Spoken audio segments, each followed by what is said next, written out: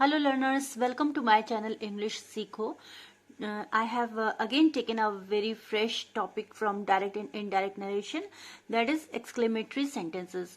So today in this video we are going to study how to change exclamatory sentences from direct narration to indirect narration. सबसे पहले तो हमें यही जानना होगा कि एक्सक्लेमेटरी सेंटेंसेस होती क्या है।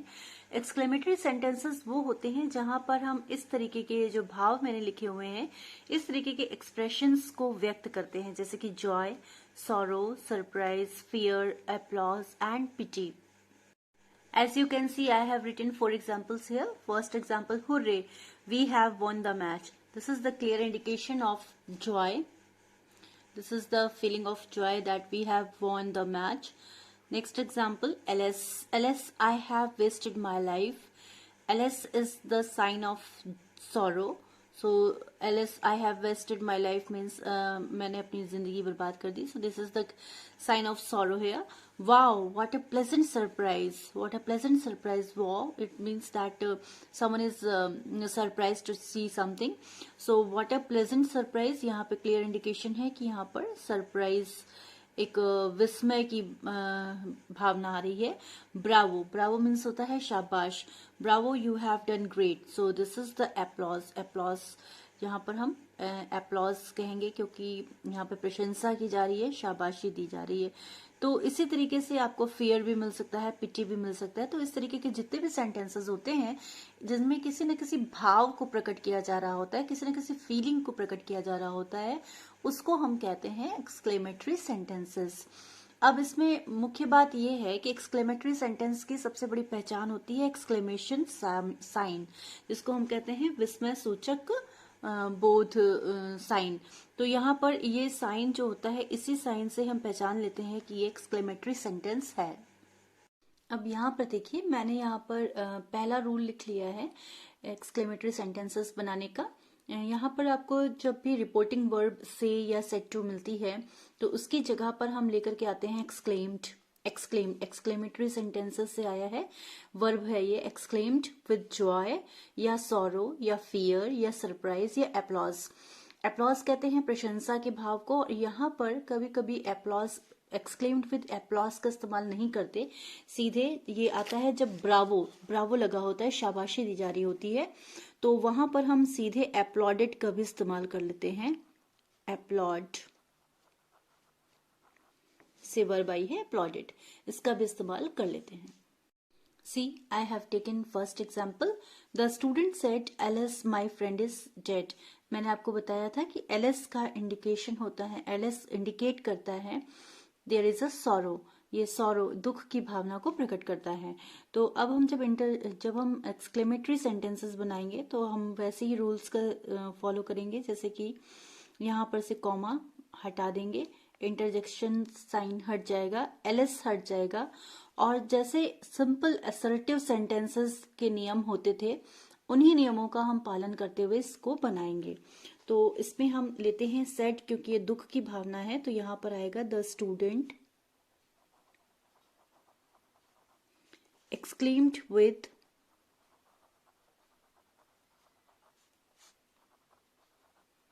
sorrow. ये आपका सेट. यहाँ पे सेट के बाद टू नहीं था, तो सेट को जो हमने वर्ब को चेंज किया है एलएस का भाव बताने के लिए. The student exclaimed with sorrow, comma हटाएंगे, that my friend, my is first person pronoun, so first person is changed according to the subject is student, तो यहाँ पर my friend की जगह पर हो जाएगा his friend. His friend is का past tense, was, is का past tense was, तो dead हो गया, was dead हो गया. The student exclaimed with sorrow that his friend was dead. तो आपको यहाँ पे आपने देखा कॉमा हटा करके हमने that का इस्तेमाल किया है, और बाकी जो my friend was dead का जो चेंज किया गया है वो सिंपल असर्टिव सेंटेंस के हिसाब से ही चेंज किया गया है. Next example, the boys said, hurray we have won the trophy. So hurray, hurray is the indication of joy. यहाँ पे सेलिब्रेट किया जा रहा है कि वो उन्होंने ट्रॉफी जीत ली है। देखिए यहाँ पर कैसे चेंज करेंगे, तो सेट के लिए हम लगाएंगे exclaimed with Joy. The boys exclaimed with Joy that, comma हटाएंगे, दैट लग जाएगा। हुर्रे का कोई मतलब नहीं रह जाएगा क्योंकि यहाँ पे जॉय में समाहित हो गया है। So we have won the trophy. We जो है प्रोनाउन फर्स्ट पर्सन प्रोनाउन है, तो फर्स्ट पर्सन प्रोनाउन बॉयज के अकॉर्डिंग होगा, यानी कि यहाँ पर हो जाएगा दे हैव का पास्ट टेंस हो जाएगा, they had won the trophy.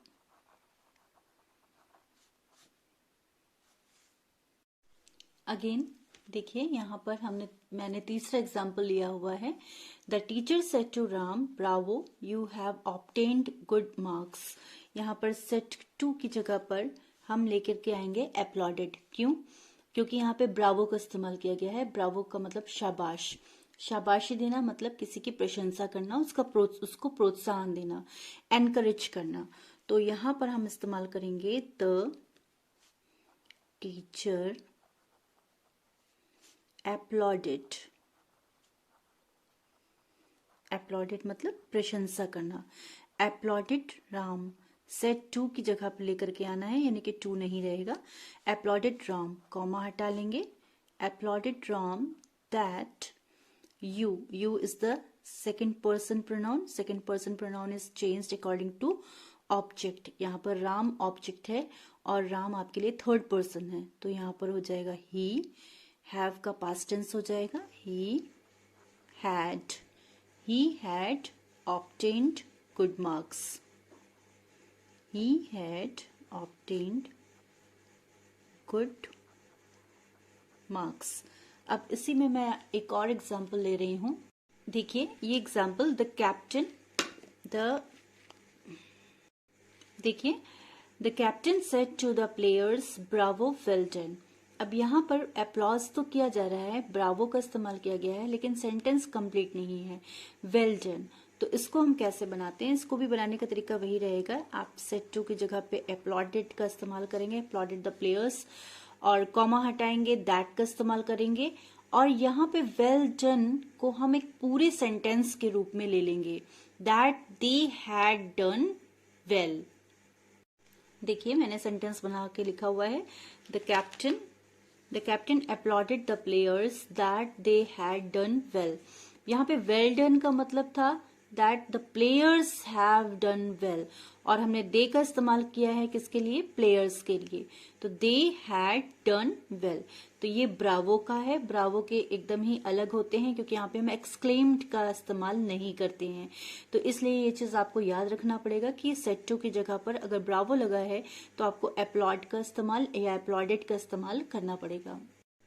Next example, he said how dangerous it is. अब यहाँ पर ये देखिए, यहाँ पर डेंजरस यानी कि फियर की फीलिंग आ रही है, तो जाहिर सी बात है कि हम सेट को चेंज करेंगे, ही एक्सक्लेम्ड विद फियर। और सेंटेंस क्या है हमारा? हाउ डेंजरस इट इज, यह कितना खतरनाक है। तो हाउ या व्हाट करके जब भी आपके सेंटेंस होते हैं, तो एक्सक्लेमेटरी सेंटेंसेस जब इस तरीके के आते हैं तो उसका मतलब होता है, हाउ का मतलब यहाँ पर है वेरी, तो इट इज वेरी डेंजरस। तो इसको हम अपने मन में ऐसे बना लेंगे, इट इज वेरी डेंजरस, और इसको असर्टिव सेंटेंस की तरह ही बनाएंगे। देखिए सेट की जगह पे आ गया exclaimed with fear, he exclaimed with fear, comma हटाया, दैट इट वॉज, इसका पास्ट टेंस हो जाएगा, इट वॉज वेरी डेंजरस। तो यहां पर हमको भाव को ध्यान में रखना पड़ता है। तो हाउ है, व्हाट है। एक और एग्जांपल मैं ले रही हूं जिसमें व्हाट का प्रयोग किया जाता है। देखिए, he said what a fool I am. अब यहाँ पर he said what a fool I am, what a fool, मैं कितना मूर्ख हूं, मतलब मैं बहुत ग्रेट फूल हूं, बहुत बड़ा बेवकूफ हूं। यहाँ पर ना तो फियर की फीलिंग है, ना सरप्राइज है, ना ही जॉय है, ना ही सॉरो है, ना ही रिग्रेट है, कोई भी ऐसी फीलिंग नहीं है जिसको हम एक्सक्लेम्ड के साथ यहाँ पर अटैच कर सकें। तो यहाँ पर हम क्या करेंगे, हम सिर्फ सिंपल, जब हमको नहीं समझ में आ रहा है कि यहाँ पे किस फीलिंग को बताया जा रहा है, तो हम सिंपली यहाँ पर एक्सक्लेम्ड मतलब उसने अभिव्यक्त किया, कुछ एक्सक्लेम किया, विस्मय प्रकट किया। ही एक्सक्लेम्ड, कॉमा हटाएंगे, he exclaimed that I am a great fool. What का मतलब what a fool I M, यहाँ पे व्हाट का मतलब क्या है, ग्रेट फूल से, कि मैं कितना मूर्ख हूं, मतलब मैं बहुत बड़ा मूर्ख हूं। सो आई एम अ ग्रेट फूल, आई जो है ही के अकॉर्डिंग चेंज हो जाएगा, ही, और एम की जगह पे पास्ट टेंस आ जाएगा। ही वॉज अ ग्रेट फूल। तो यहाँ पे आपको ये भी देखना पड़ेगा कि अगर हमें कहीं पर उसके साथ की फीलिंग नहीं दिखाई दे रही है तो हम केवल एक्सक्लेम्ड करके उसको छोड़ देंगे, यानी कि सेट की जगह पर केवल हम एक्सक्लेम्ड ले आएंगे।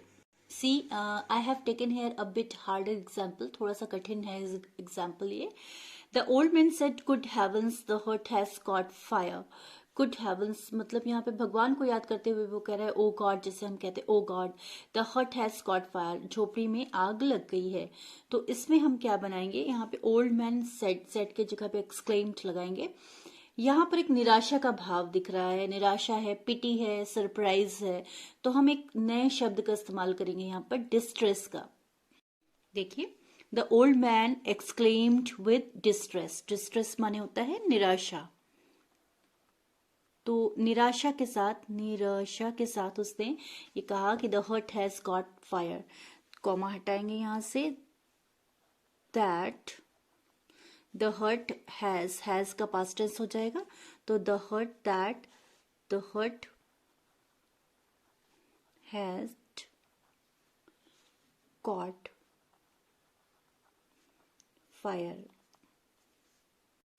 देखिए, यहाँ पे मैंने एक बहुत ही कठिन एग्जाम्पल लिया हुआ है, इसको अक्सर नेट पे सर्च किया जाता है, बच्चे मुझसे पूछते हैं कि इसे कैसे सॉल्व करेंगे, ये आपको बहुत ही हार्डली इसका आंसर कहीं पर भी मिलेगा।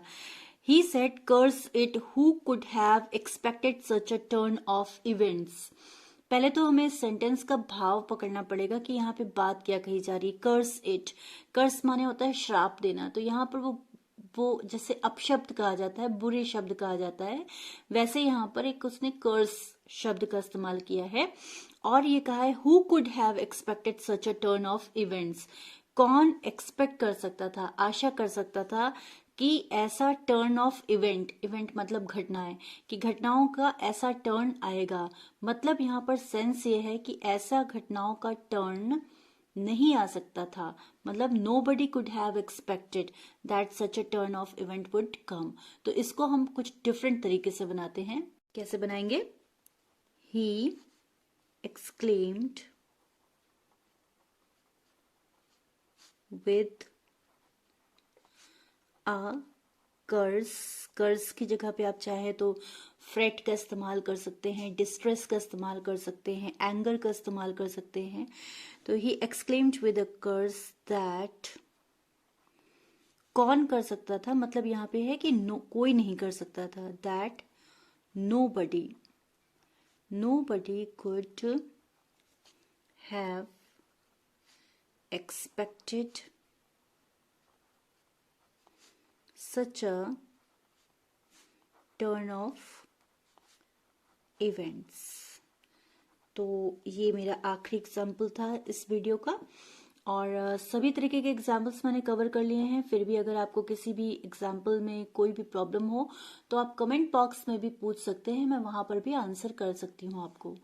तब तक पढ़ते रहिए, लिखते रहिए, अच्छे नंबर लेकर के आइए। Keep learning, happy learning.